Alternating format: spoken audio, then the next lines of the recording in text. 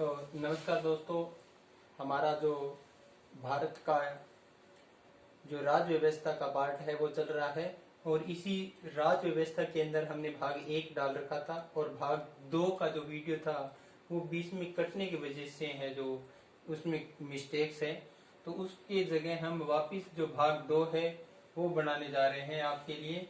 और इसी वीडियो के अंदर आपको हर प्रकार के जो टॉपिक है वो इनमें निरंतर और क्रम वाइज मिलते रहेंगे। तो हम जो पढ़ रहे थे तो ईस्ट इंडिया कंपनी का भारत में जो सबसे पहले बात करेंगे कि सूरत के अंदर लग गई थी कब, 1612 ईस्वी के अंदर जो समुद्री युद्ध हुआ था और पुर्तगालियों के साथ में, जिसमें अंग्रेजों की विजय हुई थी। कैप्टन बेस्ट है वो, उसके साथ में जो युद्ध हुआ था उस युद्ध के अंदर है जो अंग्रेजों की विजय हुई और इसी के साथ में जो 1612 ईस्वी के अंदर ईस्ट इंडिया कंपनी है वो इस सूरत का जो व्यापारिक बस्ती है उसमें लग चुकी थी। अब अपने जो बात करेंगे कि इसी कंपनी का निरीक्षण करने के लिए एक बार क्या होता है कि इंग्लैंड का सम्राट जिसका नाम है सर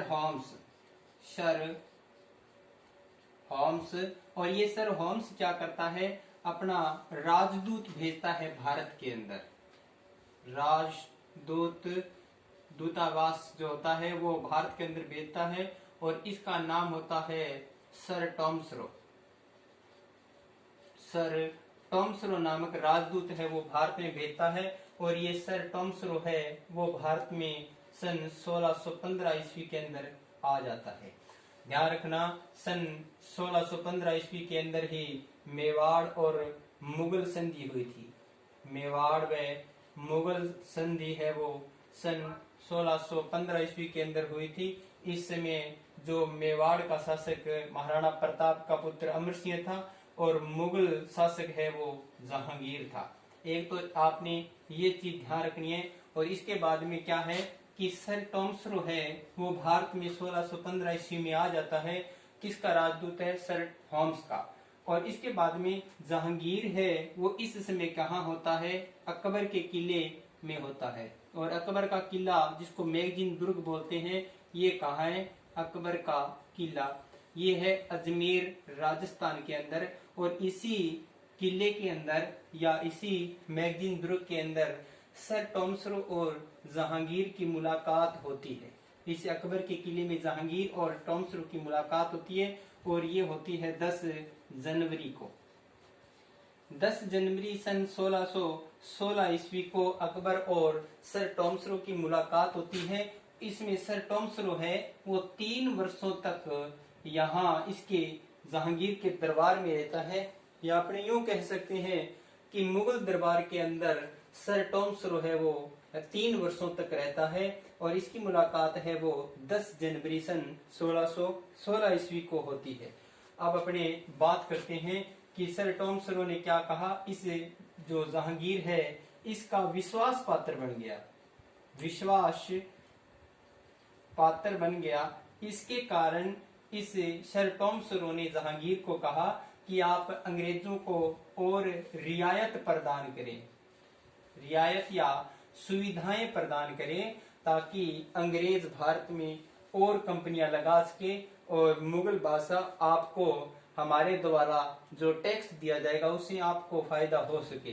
तो आपको सबको पता है कि जहांगीर है ये सबसे ज्यादा शराब पीने वाला शासक माना जाता है। सबसे ज्यादा शराब पीने वाला शासक था और इसने सर टॉम्सरो को है जो भारत में व्यापार करने की अनुमति प्रदान कर दी कि आप भारत में कहीं पर भी व्यापार कर सकते हो। तो इसके बाद में क्या होता है ये देखेंगे अपने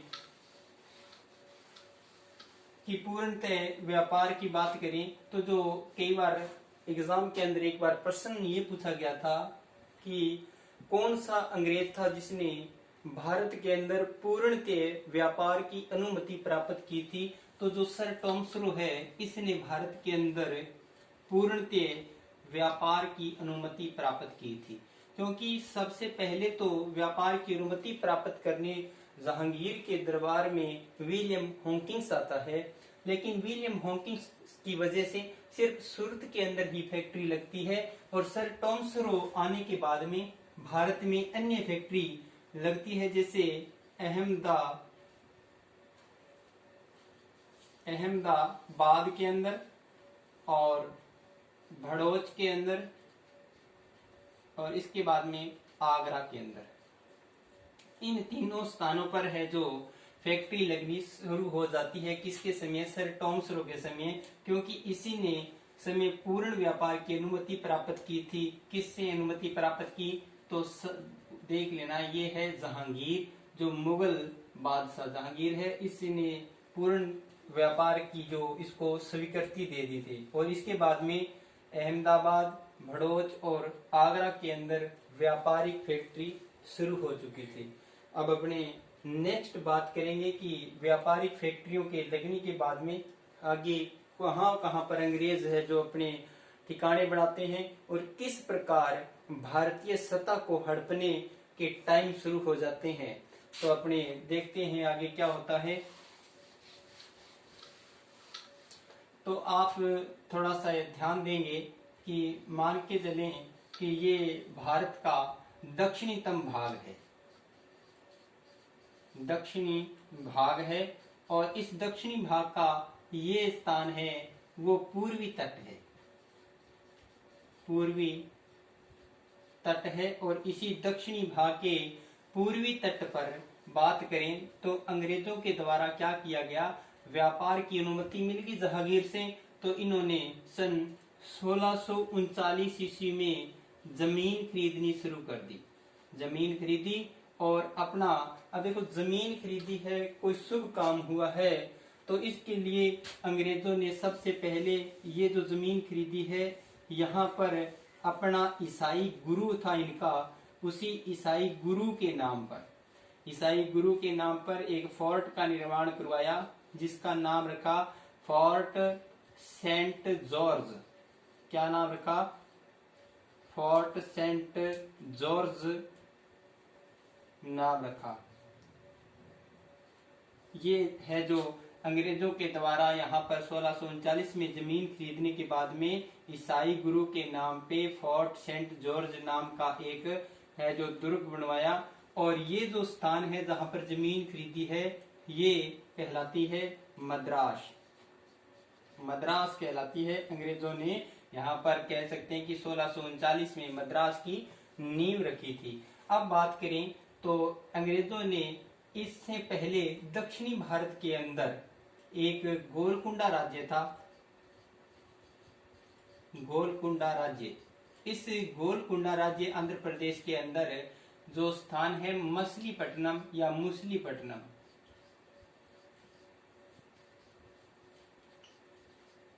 इस स्थान पर क्या किया कि एक कोठी का निर्माण करवाया था, और इसी कोठी को इन्होंने यहाँ पर ट्रांसलेट करवा लिया था। जो स्थानांतरण है इस कोठी का गोलकुंडा के अंदर जो मुसलीपट्टनम या मछलीपट्टनम है, इसको इन्होंने मद्रास में स्थानांतरण करवा लिया था। और इसके बाद में क्या हुआ, यहाँ से दोबारा समझिए कि जो सर जो टॉमस रो है, उस टॉमस रो के द्वारा जब जहांगीर से पूर्ण अनुमति प्राप्त कर ली गई, तो उसने अहमदाबाद, भड़ोच और आगरा के अंदर फैक्ट्री लगा दी। और उसके बाद में ये जो दक्षिणी भारत है, इसके पूर्वी तट पर 1639 ईस्वी में इसने जमीन खरीदी। जमीन खरीदने के बाद में अपना जो ईसाई गुरु है जिसका नाम सेंट जॉर्ज था, उसी सेंट जॉर्ज के नाम पे क्या किया, तो इन्होंने यहाँ पर एक दुर्ग या फोर्ट का निर्माण करवाया, और यहाँ पर जो जमीन खरीदी थी उसका नाम मद्रास रखा। अब दोस्तों यहाँ पर क्या हुआ कि जो गोलकुंडा नाम का राज्य है, वहां पर अंग्रेजों ने एक कोठी का निर्माण करवाया था, और जिसमें नाम था मुसलीपट्टनम या मछलीपट्टनम, और उसको क्या किया, इन्होंने मद्रास में ट्रांसफर कर लिया। अब अपने आगे इसमें देखेंगे कि अंग्रेजों के द्वारा और कौन कौन से कदम उठाए जाते हैं।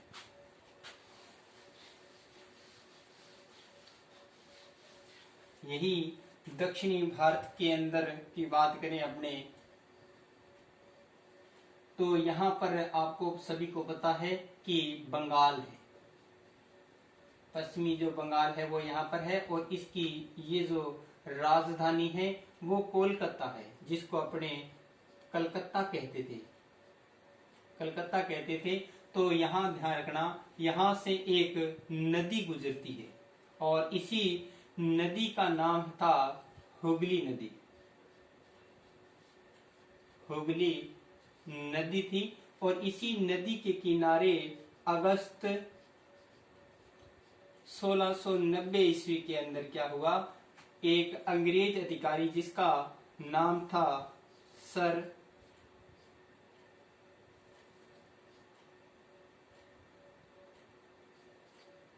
चार्ल्स नॉक, सर जिसको चार्नोक बोलते हैं, सर चार्नोक जॉब के द्वारा अगस्त 1690 ईस्वी को हुगली नदी के किनारे कलकत्ता नगर की स्थापना कर दी गई। और ये जो कलकत्ता नगर है इसको सन 2001 में इसी कलकत्ता का नाम बदलकर गवर्नमेंट के द्वारा कोलकाता कर दिया गया, कोलकाता कर दिया गया। देखिए जो बंगाल है यहाँ पर पश्चिमी बंगाल, इसी बंगाल की जो राजधानी है वो कलकत्ता है, वर्तमान में भी कोलकाता है, लेकिन इसकी स्थापना सर चार्ल्स के द्वारा या जॉब चोरनोक के द्वारा भी इसका नाम आता है। आप ये नोट कर सकते हैं, चाहे सर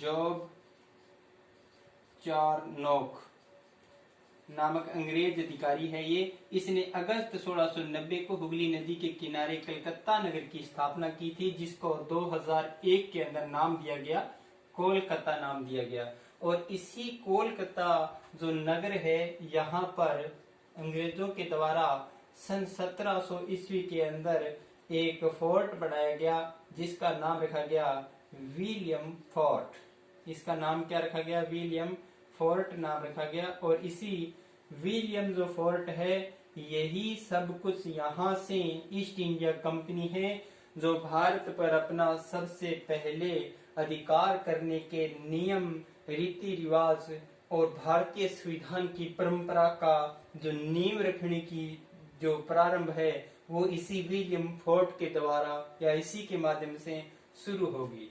तो इसके बाद में क्या हुआ कि 1700 ईस्वी के अंदर विलियम फोर्ट का है जो निर्माण किया जाता है, और 3 मार्च की तारीख आती है, 3 मार्च सन 1707 ईस्वी। और इस समय क्या होता है कि भारत का जो सम्राट मुगल बादशाह है जिसकी मृत्यु हो जाती है, और मुगल बादशाह कौन होता है इस समय, औरंगजेब होता है, औरंगजेब होता है। और औरंगजेब की इस समय क्या हो जाती है, मृत्यु हो जाती है। मृत्यु होने के बाद में कब होती है, 3 मार्च 1707 ईस्वी को औरंगजेब की मृत्यु हो जाती है। और मृत्यु के साथ ही जो इनके पुत्र है, इनके पुत्रों के अंदर उत्तराधिकारी युद्ध छिड़ जाता है।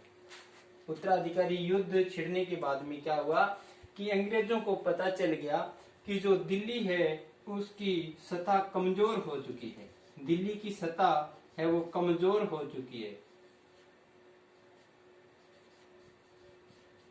इसी कारण इसी का फायदा उठाकर जो कंपनी है जो व्यापार करने आई थी, या ईस्ट इंडिया जो कंपनी है जो भारत में व्यापार करने आई थी, इसी ईस्ट इंडिया कंपनी ने भारत का शासन हड़पना शुरू कर दिया। भारत का जो शासन है वो हड़पना शुरू कर दिया,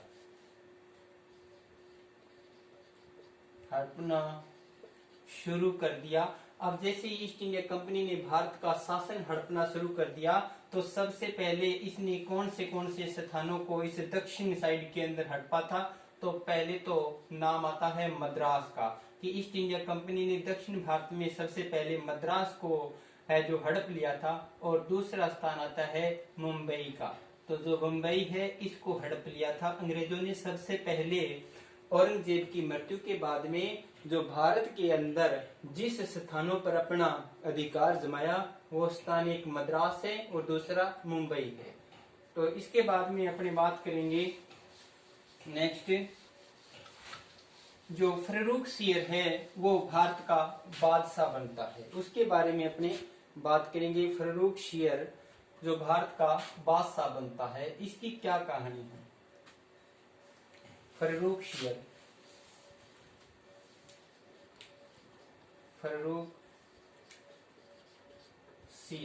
इसकी बात करते हैं अपने। तो जो फर्रुखसियर है ये भारत का सम्राट बनता है सन 1713 ईस्वी से सन 1719 ईस्वी तक। फर्रुखसियर मुगल बादशाह दिल्ली की गद्दी पर बैठता है 1713 ईस्वी से 1719 ईस्वी में। लेकिन ये है एक खतरनाक बीमारी से ग्रसित, खतरनाक बीमारी है इसको, और इसी बीमारी का इलाज है वो अंग्रेज अधिकारी जिसका नाम हैमिल्टन है। ये एक हैमिल्टन नामक अंग्रेज है।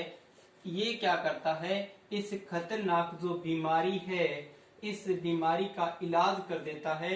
इससे जो फर्रुखसियर है वो खुश हो जाता है और इसने क्या किया, सन 1717 ईस्वी में अंग्रेजों को एक दस्तक प्रथा जारी कर दी। ये दस्तक प्रथा है वो इसने लागू कर दी। इसका मतलब होता है निःशुल्क व्यापार। निःशुल्क व्यापार की जो परंपरा है वो इनको प्रदान कर दी। किसने प्रदान की, ये फर्रुखसियर के द्वारा। कब की गई, 1717 ईस्वी को, जिससे अंग्रेज है वो भारत में क्या है, निःशुल्क व्यापार कर सकते हैं। अर्थात अपने यूं कह सकते हैं कि हैमिल्टन के द्वारा जब फर्रुखसियर का इलाज किया गया तो बिल्कुल ही शून्य, मतलब बहुत ही कम कर पर, टैक्स में अंग्रेजों को भारत के अंदर कंपनी का अर्थात व्यापार करने की अनुमति प्रदान कर दी थी फर्रुखसियर ने। किसके तहत, दस्तक प्रथा के तहत। इसमें क्या कहा इसने कि आप जो सूरत के अंदर जो व्यापार कर रहे हो वहां से मुझे वार्षिक 10,000 रुपए है जो कर दोगे, और यहाँ जो बंगाल के अंदर आपने जो फैक्ट्री लगा रखी है वहां से मात्र 3,000 रुपए का कर दे सकते हो। तो इतने में क्या हुआ कि सबसे कम है ये कर, और इसी सबसे कम कर पर क्या है, फर्रुखसियर ने जो ईस्ट इंडिया कंपनी है उसको भारत के अंदर व्यापार करने की अनुमति प्राप्त या प्रदान कर दी।